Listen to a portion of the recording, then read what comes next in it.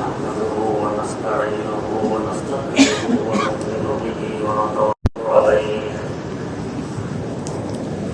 ونعوذ بالله من شرور أنفسنا ومن سيئات أعمالنا من يهده الله فلا مضل له ومن يضلله فلا هادي له ونشهد أن لا إله إلا الله وحده لا شريك له ونشهد أن سيدنا ونبينا ومولانا محمدا عبده ورسوله أرسله بالحق بشيرا ونذيرا وداعيا إلى الله بإذنه وسراجا منيرا صلى الله تعالى عليه وعلى آله وأصحابه وسلم تسليما كثيرا كثيرا أما بعد أعوذ بالله من الشيطان الرجيم بسم الله الرحمن الرحيم إن السمع والبصر والفؤاد كل أولئك كان عنه مسؤولا ولا تمش في الأرض مرحا إنك لن تخرق الأرض ولن تبلغ الجبال طولا كل ذلك كان سيئه عند ربك مكروها ذلك مما أوحى إليك ربك من الحكمة ولا تجعل مع الله إلها آخر وتلقى في جهنم ملوما مدحورا صدق الله مولانا العظيم. سورة الإسراء 36 নম্বর আয়াত থেকে তেলাওয়াত করা হয়েছে।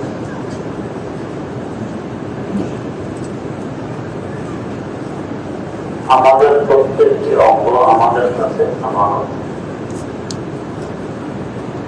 অঙ্গগুলো কিভাবে কোথায় কি জন্য ব্যবহার করা হচ্ছে হাসর মাঠে ব্যাপারে জিজ্ঞেস করা হবে। তাই যেভাবে ইচ্ছা সেভাবে ব্যবহার করবো, যেখানে ইচ্ছা সেখানে করবো, এই অধিকার আমাদের নেই। কারণ এই অঙ্গগুলোর মালিক বাস্তবে আমরা নই, মালিক সৃষ্টিকর্তা আল্লাহ রাব্বুল আলামিন। তাই তিনি বলছেন ইন্নাস সামা ওয়াল বাসারা ওয়াল ফুআদ, তোমার কর্ণ, তোমার চক্ষু, তোমার অন্তর, কুল্লু উলাইকা কানা আনহু মাসউলা, এগুলো সম্পর্কে তোমাকে জিজ্ঞেস করা হবে, তুমি জিজ্ঞাসিত হবে। কান কি কাজে, কোথায়, কি জন্য ব্যবহার করেছ, চোখ কি কাজে, কোথায়, কিভাবে ব্যবহার করেছ, অন্তর কি কাজে, কিভাবে ব্যবহার করেছ, এগুলো সম্পর্কে তুমি জিজ্ঞাসিত হবে। ইয়াসিন সূরা আরাফ পড়ে আল-ইয়াওমা নাখতিমু আলা আফওয়াহিহিম, জবান তিনি বন্ধ করে দিলেন, জবান কথা বলতে পারছেন। এরপরে ওয়াতুকাল্লিমু আইদিহিম, জবান সমানের হাত সমূহ কথা বলবে, ওয়ারজুলুহুম তোমাদের পা সমূহ কথা বলবে, বিমা কানু ইয়াসিবুন, এর মাধ্যমে তুমি কি করেছো না করেছো এই সম্পর্কে ওরা কথা বলবে। আমি হয়তো ভাবছি আমি নির্জনে আছি, কেউ দেখা না হাতে কি করছি, পরে চলা হবে বড় বড় তো আছে চাকরি করি, আমার দায়িত্ব এই কাজগুলো করা। এরপর করি না সে পর্যন্ত উদ্বৃত্ত কিছু পয়সা আমাকে না দেওয়া হয়। যাদের কাজ তাদের থেকে কিছু পয়সা গ্রহণ করার পর কাজ করে ন্যায় করি না। পরিবারের জন্য সরকার আমাকে বেতন দিচ্ছে। হয়তো কেউ জানা হলে লোকটা জানে কি পরিমাণ পয়সা তার থেকে গ্রহণ করেছি ঘুষ হিসাবে।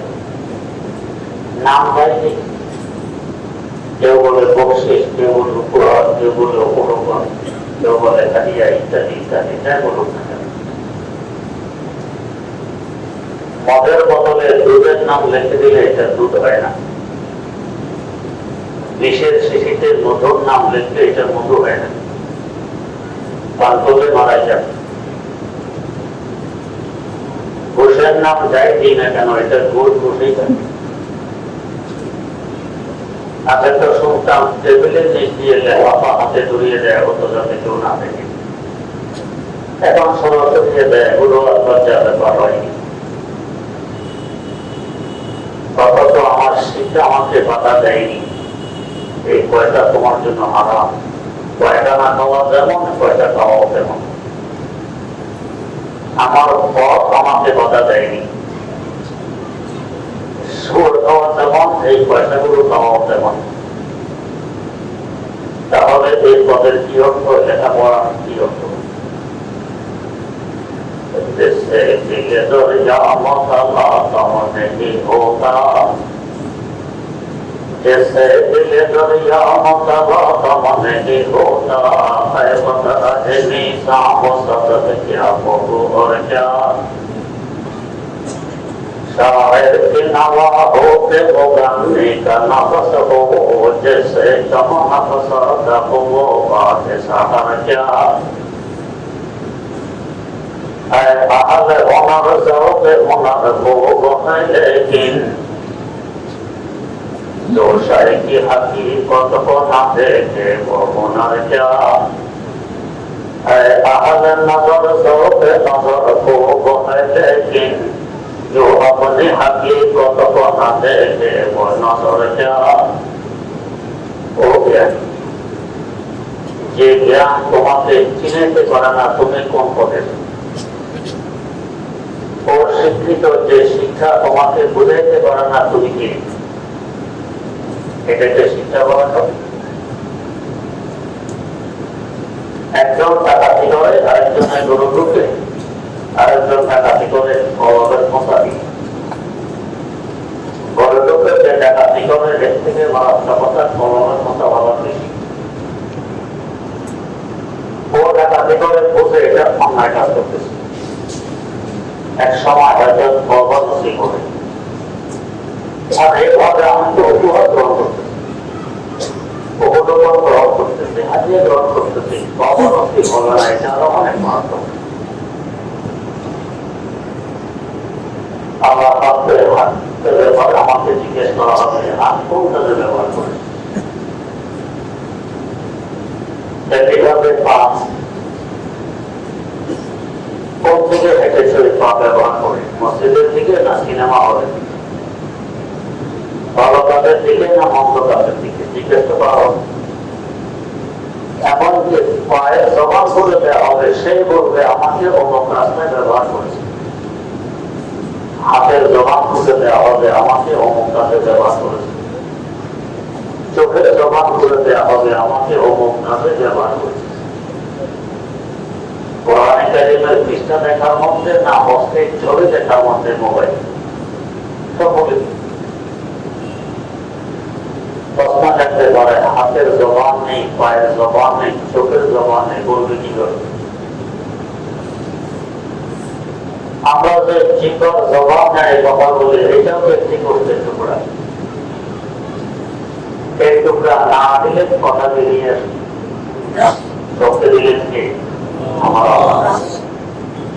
চাইলে মহত্বের এই টুকরার কথা বলার শক্তি দিন, রোদেকে বলে ফেলতে পারে, নিয়ে যেতে পারে। আমাদের এলাকায় দুই ছেলে দুই ভাই, একজন থ্রিতে পড়ে, একজন ফাইভে পড়ে। মাধ্যমিকের পর শিক্ষক এসেছে প্রাইভেট পড়ে শিক্ষকের কাছে। অর্থাৎ দুই ভাই বলে স্যার একটু দেখে আসে আমার কি পাক করছেন, দৌড়িয়ে পাথরের ঢাকনা খুলে ছোট ভাই বলতেছে ভাইকে যে আমি কম কথা বলবো, বন্ধ কথা বলতে পারবো না, শেষ হয়ে গেছে। এই এক টুকরা জীবন মধ্যে কথা বলার শক্তি যে আল্লাহ দিতে পারেন, নিয়েও দিতে পারেন। ও আল্লাহ হাতের মধ্যে কথা বলার শক্তি দিতে পারেন, চোখের মধ্যে করেন না, পায়ের মধ্যে করেন, সবে করেন।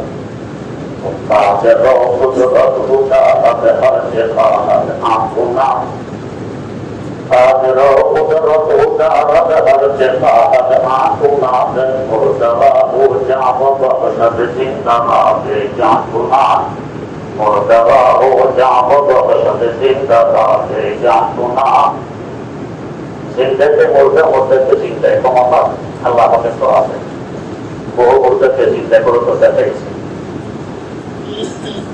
তো তিনি হাতে পায়ে চোখে কানে প্রত্যেক অঙ্গে কথা বলার শক্তিও দিতে পারেন। এরা আসল মাঠে কথা বলবে, তো আমার অবস্থা কি হবে? আমার অঙ্গ যদি আমার বিরুদ্ধে সাক্ষী দেয়, অবস্থা কি হবে?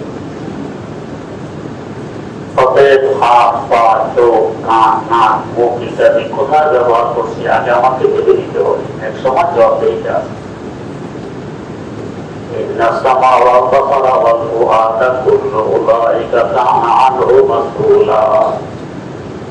এখন থেকে স্মরণ রাখবে তোমার কান, তোমার চোখ, তোমার অন্তর। জিজ্ঞাসিত হবে তুমি এগুলো কোন কাজে ব্যবহার করছো? এক একটা অঙ্গের দাম কত? দামি বস্তুকে দামি কাজে ব্যবহার না করে বেদামি কাজে ব্যবহার করা জ্ঞানী লোকের কাজ নয়। স্বর্ণ দামি একটি ধাতু, ব্যবহার করবে বলার ধারণা নেই। এটাকে যদি কেউ কয়খানা সাফ করার জন্য বেশি হিসেবে ব্যবহার করে স্বর্ণ দিয়ে জ্ঞানের পরিচয় হবে, হবে না। ওটার জন্য খরচ থেকে স্বর্ণ লাগে। এক একটা অঙ্গ কি পরিমাণ দাম।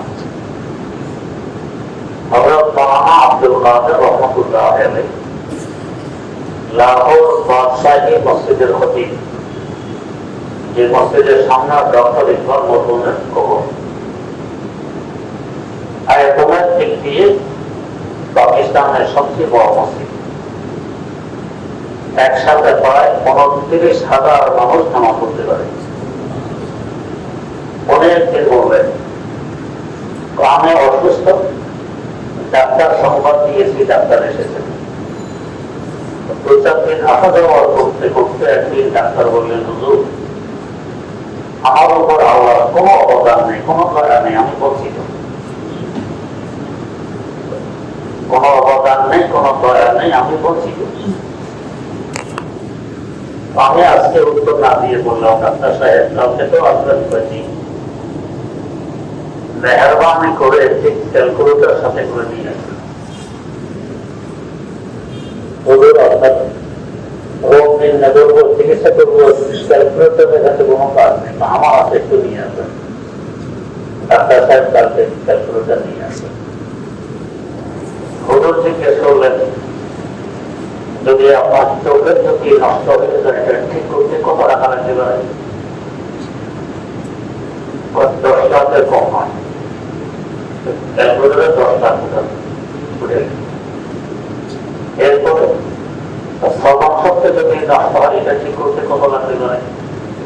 10 লাখের কম হয়, ওটা 10 লাখ। এরপরে বাসক যদি নষ্ট হয় ঠিক করতে অনেক বেশি লাগবে, বিলের ব্যবস্থা হবে না। কত 50 ওটার 50 লাখ। হাত যদি অবশ হয়ে যায় এটা ঠিক করতে 12-10 লাখ ওটার। এভাবে একটা একটা অঙ্গ বলতেছে ওটা উঠেছে। একটু বড় ডাক্তার সাহেব হুজুর ক্যালকুলেটারের কারণ ক্ষমতা শেষ, আর অঙ্ক বলবে না। অঙ্ক তো আরো হয়ে গেছে, বইটি হয়ে গেছে। তাহলে এত বলি অঙ্ক আপনাকে দিলেন মানে 120 টাকার সম্পদ আপনাকে দিয়ে রেখেছেন আপনার দেহে। তার কাছে বললো আল্লাহ আপনাকে বঞ্চিত করেছেন, কোনো দয়া করেননি, কোনো অবদান নেই, কি বলে রেখে বুঝে এসে গেছে এটা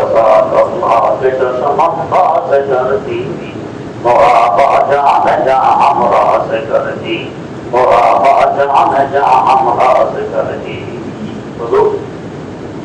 অঙ্গ ছিলাম বুঝতে পারি আপনার এই কয়েকদিনের সম্ভবত আমাদের চক্ষু দিলেন এখন বুঝতে পারতেছি কত অবদান আল্লাহ পাচ্ছেন আমার উপর আরেকটা দেশ হয়েছে তার খুব ভিড় 5,000 টাকা আগে বাস ছিল না মানুষ রেল হয়েছে সহজ তো বলতেছে আবার কি করবেন যদি আমাদের অঙ্গগুলো স্ক্রুপের মাধ্যমে ঠিক করে দিতেন সব উপরে যেখানে মাথা মাথা যে স্ক্রু দিতাম আরো কত মানুষের জায়গা হতে পারে করে দিলেন এগুলো খোলা যায় না যদি খোলা দেওয়া যেত কোথায় নেওয়া হয়েছে গাড়িটা বাস সামনে এসে থামলো এই লোকটি নামবে তার মা উপরে রাখা রাখেন দেখে মাথার কাছে মাথা লাগা একটি নিয়ে গেছে আমার মা চলে দিয়ে গেছে পাবে এখন আরেকজনে বলবো জামা একটাতে বলেছিলেন যদি স্ক্রুটা ব্যবহার করে আমার অবগত জোড়া দেয় যেতে প্রয়োজনে করতে প্রয়োজনে জোড়া দিতেন বলেছিলেন অবগত করে করে দেখা রাখতেন এখন তো যাত্রী নিয়ে গেছে তখন তো হাত নিয়ে যেত পা নিয়ে যেত কি অবস্থা হয়েছে খুলে খুলে রেখে দিতেন চলে নিয়ে যেত হাত পা তখন কি করতেন এখন বুঝে আছে চক্ষু খুলে গেছে যে আমার আল্লাহ প্রত্যেকটা কাজ নিয়ম মালিক হয় সে নিয়মে কোনো কাজ হয়েছে আমাদের প্রত্যেকটি অঙ্গ কত মূল্যবান কত দামি আমাদের উপরে ব্যবহার করার অনুমতি আমাদের নেই যেহেতু গুণের মালিক আমরা নয় মালিক আল্লাহ রাব্বুল আলামিন যেভাবে তিনি ব্যবহার করতে বলেন সেভাবে ব্যবহার করা লাগবে তবে এটা আরো দামি হবে উল্টা ব্যবস্থা করলাম তো নিজের দাম নিজে নষ্ট করে দিল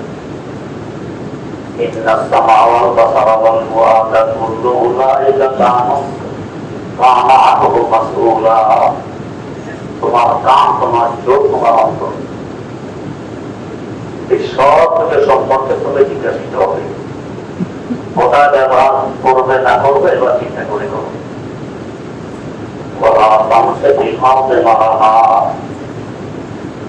জমিনে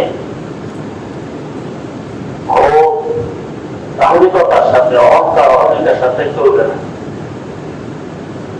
একটা বড় অহংকার তার কথা করে সাহসী করে চলা এরকম চলবে না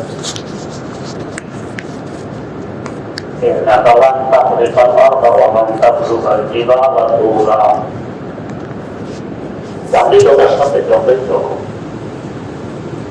ওখানে জমিন থেকে নিচের দিকে ছিদ্রে করতে পারবে পানি গাছ যত উঁচু করে চলা তোমাকে পাহাড় মতো উঁচু হতে পারবে পারবে না কিসের দার্মিকতা কিসের অহংকার কিসের অহমিকার কিসের বড়াই আজকে যুব কত শক্তি লোহা থেকে লোহা হজম করে ফেলি পাহাড় পর্যন্ত তুচ্ছ মনে হয় দুদিন পর পার্থক্য আসবে পুজো হয়ে যাবে নিজের থেকে ছোট ছোট হাঁটতে হবে তখন তার কথা করে তার জীবনে হাঁটা সম্ভব কখনো সম্ভব হবে কয়েকদিন আমাদের যৌবন দেখতে না দেখতে পার্থক্য এসে যাবে এক সময় লাঠি বন্ধ দেওয়া ছাড়া হাঁটা সম্ভব হবে শেখ সাদের রহমতুল্লাহ আলাইহি বলে তার মধ্যে লিখেছেন এক বুড়া এই খুঁজু হয়ে গেছে ওপর হয়ে হাঁটতেছে রাস্তায় আর এক যুবক মজাক করে তিরস্কার করে জওয়ানে ঘুমতে বাকি রে দিলাগা জওয়ানে ঘুমতে বাকি রে দিলাগা সে ঘুম করতে গরিরা ও বুড়া কি হয় এটা রাস্তায় কি করো দেখা রাস্তায় খুঁজুর বা যুদ্ধের কারণে মহাজনে কি খুঁজতেছে আমরা রাস্তায় কিছু হারাইলে দিকে তাকায় তাকাই হাসি আর খুশি পদ্ধতি প্রত্যেকটা অটোমেটিক পেজ খুঁজু হয় যুবক পুরস্কার হবে কি হতো রাস্তায় জওয়ানে ঘুমতে ধীরে কোষে দিলাগা জওয়ানে ঘুমতে ধীরে কোষে তাকাতুম জওয়ানি রাতরে রাতরতাম ঘুম যুবক আমি যৌবনকে রাস্তায় যৌবন করতেছি, জওয়ানি রাজরে রাজ করে যৌবন হারিয়েছে। যৌবনটাকে কত দরদার করে রেখেছি, কত দ্রুত রাস্তা দিয়ে সব কিছু হারিয়ে দিয়েছি আমি। সেই যৌবন হারিয়েছি, যৌবন করতেছি, কত সুন্দর যৌবন। এখন কোথায় বাহাদুরি, কোথায় অভিনয়, কোথায় নাতি করবে? যুবকেরা আবার জবাব দেন, জওয়ানে ঘুরতে বাকি রেখে যাবি জওয়ানেরা। ওগুলোকে চোখের রাস্তায় যৌবন খোঁজা থেকে কি হার করে? কাছে হার গেলে নবী আবার দুবারা জিন্দেগানিরা, কাছে হার গেলে নবী আবার দুবারা জিন্দেগানিরা। দুনিয়ার কেউ আজ পর্যন্ত যৌবন ফেরত পায়নি, জীবন ফেরত পায়নি। অতিবাহিত হয়ে গেছে তো গেছে। আজ আমার কত শক্তি, কত ক্ষমতা, একটা পাত্তা পায়খানা যথেষ্ট বিছানায় রেখে দিয়েছি। কিসের দাম্ভিকতা, কিসের অহংকার, কিসের অহংকার? এক আমরা ওই রাস্তায় হাঁটতেছেন, দেখে আরেক যুবক এই শরীরের দাম পারে না, খুব দাম্ভিকতার সাথে অহংকার অহমিকার সাথে চলতেছে। তো বুজুর্গ রয়েছে, তাকে তো বসিয়ে করা দরকার। বলতেছে ভাই যেভাবে চলতেছ এটা চলার নিয়ম নয়, বিনয় নম্রতা অবদরের সাথে চলার নিয়ম। আমরা বললাম যৌবনের গর্বী, এই বলবি তুমি চিনো আমি কে, তুমি চিনো আমি কে? তো বুজুর্গ ভয় তো একমাত্র একজনকে পান, দুনিয়ার তোমার শক্তিকে তো ওনারা ভয় পান না। কথা চিনি কেউ কিভাবে ছিল বাবা আমি কে? মহিলা অবলোকা নকটা কাজেরা, তোমার শুরু ছিল দুর্গন্ধময় এক ফোঁটা নাপাক পানি থেকে, আখের উপরে যে মতো নাতে না, আর তোমার শেষ হবে মুর্দা এবং দুর্গন্ধময় লাগে তা না। মারা গেলে এক সময় পথে টিকে দেবে গ্রাম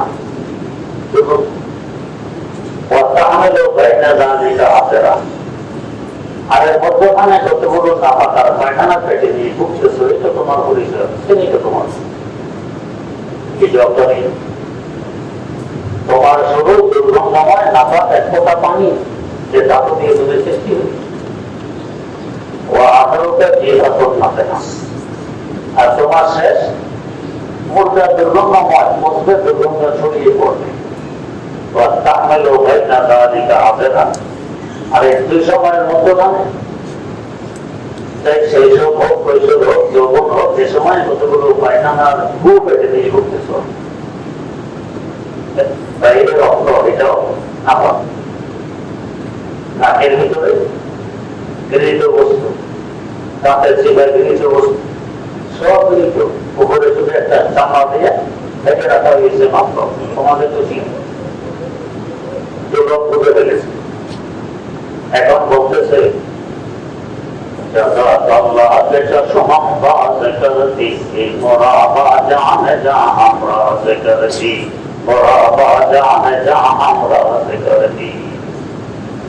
আপনার হলেই আপনাকে আমার অন্তরে চক্ষু করে দিলেন। ঠিক আছে, আমার কিসের অহংকার, কিসের অহংকার? আমি তো নামাজের একটা রাষ্ট্রহীন, রাষ্ট্রহীনের কোন অহংকার করার সুযোগ আছে? দেখতে হবে আমাদের অবস্থা। অহংকার ওরা তাহলে ওই ভারতে মারা অহংকার অহমিকার সাথে, দাম্ভিকতার সাথে জমিনে চলবে না, বিনয়ের সাথে চলবে। হাদিসের আছে হযরত রাসূল আকরাম সাল্লাল্লাহু আলাইহি ওয়াসাল্লাম যখন রাস্তায় হাঁটতেন, মনে হতো যখন ঠিক খুঁজতেছেন, এভাবে দেখে দিকে তাকাই হাঁটতেন, ঠিক খুঁজতেছেন। যেদিন মক্কা বিজয় হয়, আমরা তো আনন্দ বেশি বের করতাম, পালাপালি করতাম। হাদিসের আছে রাসূল আকরাম সাল্লাল্লাহু আলাইহি ওয়াসাল্লাম মোটের পিঠে সাওয়ার ছিলেন। পরিমাণ ঝুঁকে দিলে আল্লাহ পাকের সামনে যেন তার মাথা ওদের পিঠের সাথে লেগে যাবে, এই পরিমাণ ঝুঁকে মক্কায় মুকাররমা প্রবেশ করলেন। এটা আমার চিকিৎসা নয়, আমার আল্লাহ করে, আমার কিসের চিকিৎসা? অহংকার, অহমিকা কিসের জন্য করে? কি আছে আমার মধ্যে? কিছুই নেই, সব আমার আল্লাহ দেয়া। এক সেকেন্ড লাগবে না, সব কিছু নিয়ে যেতে। আল্লাহ ওয়া তামসিকুল আরদে বারাহা ইন্নাকা লাম তাখরিকাল আরদা ওয়া লাম তাবলুগাল জিবালা তুলা। এরকম অহংকারের দুনিয়াতে ছিল আজ এদের নিশানা চিহ্ন পর্যন্ত নেই। আমার শেখ শেখ শেখুল ইসলাম আল্লামা তাকে ওসমানী দামাত বারকাতুহুর কতগুলি শের দিতে পারে। जिनका हक की दर्द जबल में, वो दबदबा जिनका हक की दर्द जबल में, लोटे से भी मिलता है नहीं उनका निशान, लोटे से भी मिलता है नहीं उनका निशान। जिनके चपा चौंध से जरा झुके आँखी, है मुर्सिया माहौन पे बबूलों की सबाज, है जिनके चपा चौंध से जरा झुके आँखी, है मुर्सिया माहौन पे बबूलों की सबाज। যাদের শান সর্বতে যেন পাহাড় পর্যন্ত ছিল কত শক্তি ধরা ব্যবস্থা ধরনের ছিল, আজ কোথায় তাদের চিহ্ন পর্যন্ত নেই। মানুষ খুঁজলে চিহ্ন পাওয়া হয় না। কোথায় তাদের সে শান সর্বত, কোথায় শক্তি, কোথায় ক্ষমতা, সবকিছু মাটির সাথে মিশে গেছে। তো কিসের অহংকার, কিসের অহংকার? إنك لم تخلق الأرض ولن تبلغ الجبال طولا كل ذلك كان سيئه عند ربك مكروها। আল্লাহ রাব্বুল আলামিন বলেন, এসব অশোভনীয় কথাবার্তা, অশোভনীয় কাজ, অশোভনীয় আচরণ আমার আপনার কাছে খুবই নিন্দনীয়। বিশেষ করে অহংকার, অহমিকা আল্লাহ খুব অপছন্দ করেন। তিনি বলেন যে অহংকার একমাত্র আমার চাপ, এটা নিয়ে যে টানাটানি করবে তাকে আমি বিচ্ছেদ করে ছাড়ি। অহংকার তোমাদের বিচ্ছেদ পায় না, অহংকারীকে আল্লাহ দুনিয়াতেও বিচ্ছেদ করেন, আপনাকেও বিচ্ছেদ করেন। যত বিনয় নম্র হয়ে চলা যায় ততই ইজ্জত করে। এই জগতের সবচেয়ে বেশি ইজ্জত হযরত রাসূল আকরাম সাল্লাল্লাহু আলাইহি ওয়াসাল্লামের। কিসের কি? কোথায় মেরাজে পৌঁছে গেছেন, আরশে মাওলা যেমন কোরআন উপর থেকে বেরিয়ে আসার পর জিজ্ঞেস করা হলো এই মর্যাদা অর্জন হলো কিসের বিনিময়ে? জবাবের কি? আব্দিয়াত গোলামিয়াত, তাওয়াদুর, বিনয়ী, নম্রতার বিনিময়ে। আমি আমাকে সবচেয়ে বড় গোলাম মনে করি। গোলামের কিসের অহংকার, কিসের অহংকার? আমি তো গোলাম, মানে যেভাবে চালাম সেভাবে আমি চলি, আমি তো গোলাম। কিসের অহংকার? অহংকার তো মনিবের জন্য শোভা পায়, গোলামের জন্য তো পায় না। আমি তো গোলাম, যে যত বড় গোলাম হতে পারে আল্লাহ পাকের তার ইজ্জত তত বেড়ে যায়। গোলামে হক সদানে আইনে দরাতি, গোলামি যে খোদা খুদ আইনে শাহি, গোলামি যে খোদা খুদ আইনে শাহি। যত বেশি আল্লাহ গোলামি করতে পারো তত গোলামদের উপর তুমি বাছাই করতে পারো, ইজ্জত বাড়তে থাকে। আল্লাহ রাব্বুল আলামিন সবচেয়ে বেশি ইজ্জত দান করেছেন রাসূল আকরাম সাল্লাল্লাহু আলাইহি ওয়াসাল্লামকে। কেন? সবচেয়ে বেশি তাওয়াদু বিনয় ছিল তার কাছে। তাই তাওয়াদু বিনয় আর নম্র শাহেদ আলম সাল্লাল্লাহু আলাইহি ওয়াসাল্লামের গোলামি যারা করে এদেরও কাজ হয়ে গেছে। হযরত সাহাবায়ে কেরাম রাদিয়াল্লাহু তাআলা আনহুম এত দাম রাসূল আকরাম সাল্লাল্লাহু আলাইহি ওয়াসাল্লাম যেভাবে বলেছেন এভাবেই করেছেন। চুল পরিমাণ মতো আমি আমার পাল্লাম হলাম। ইতিহাসে আছে একবার আলী মুরতাযা রাদিয়াল্লাহু তাআলা আনহুর ছেলে হযরত হাসান আর ফারুক আযম ওমর রাদিয়াল্লাহু আনহুর ছেলে হযরত আব্দুল্লাহ দুজনে বাঁচেন।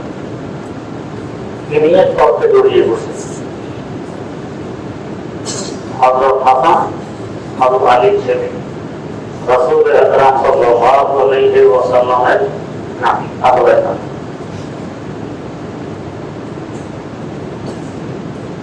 হযরত আব্দুল্লাহ ওমর বলে ফেললেন, বড় কথা বলো, আমার নানা গোলামের ছেলে, আমার নানা গোলামের ছেলে, বড় কথা বলো।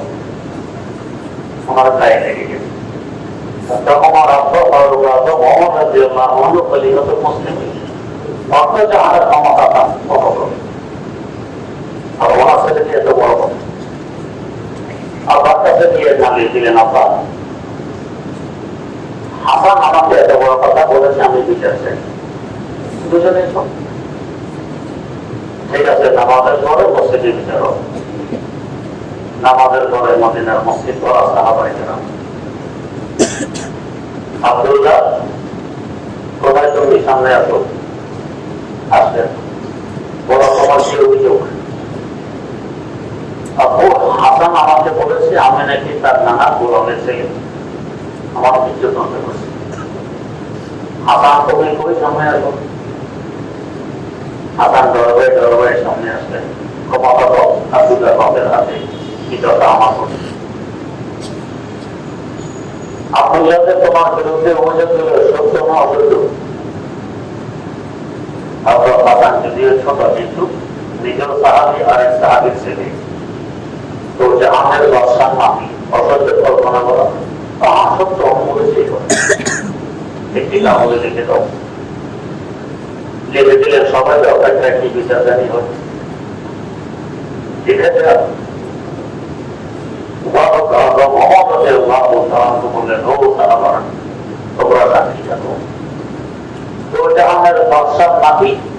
আমাকে সার্টিফিকেট দিয়েছেন আমি তার নামের প্রভাব কাগজটা আমার কাগজের সাথে দিয়ে দিবে। আমার আদালতের খুশি, আমি তো জাহানের বাদশা বললাম। मोहम्मद की तेरा शान हशम है, तो जहां मकसद को हमें भूल কেন এটা? নম্বরটা সবচেয়ে বেশি তার কাছে, আমার তার কাছে সবচেয়ে বেশি, আমার আল্লাহ তাকে সবচেয়ে দামি বানিয়ে গেছে। বিজয়ী নম্বরটা এটা অনেক বড় গুণ, এতে মানুষকে দামি বানায় দেয়, আর অহংকার অনেক বড় দোষ, মানুষকে দামি বানায়। ولا تمسك الأرض مرها إنك لم تخلق الأرض ولم تبلغ الجبال طولا كل ذلك كان سيئه عند ربك مكروها। এসব অসম্পূর্ণতা আমার আল্লাহ এগুলোকে অপছন্দ করেন। অহংকার, অহমিকার, দাম্ভিকতা, এগুলো পরিত্যাগ করতে হবে। আল্লাহ রাব্বুল আলামিন আমাদেরকে আমল করার তৌফিক দান করুন। سبحان الله وبحمده سبحانك اللهم وبحمدك أشهد أن لا إله إلا أنت أستغفرك وأتوب إليك।